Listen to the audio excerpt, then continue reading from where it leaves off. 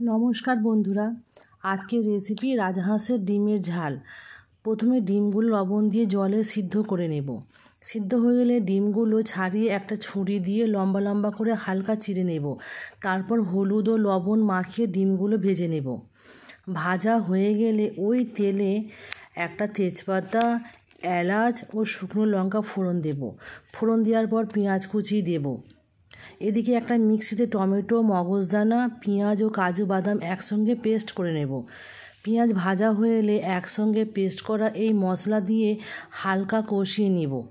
তারপর আদা রসুন পেস্ট, লঙ্কা গুঁড়ো, হলুদ গুঁড়ো ও ধনিয়া গুঁড়ো দিয়ে ভালো করে মশলা কষিয়ে নিয়ে স্বাদ মতো লবণ দেব।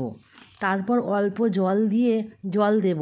জল ফুটে উঠলে ভেজে রাখা ডিমগুলো দিয়ে 5 মিনিট হালকা আঁচে ঢাকনা দিয়ে রান্না করে নেব। 5 মিনিট পর ঢাকনা খুলে ভেজে রাখা জিরে গুঁড়ো ও কাসুরি মেথি দিয়ে নামিয়ে নেব। গরম গরম ভাতের সঙ্গে পরিবেশন করুন। ভিডিওটি ভালো লাগলে প্লিজ লাইক, সাবস্ক্রাইব করবেন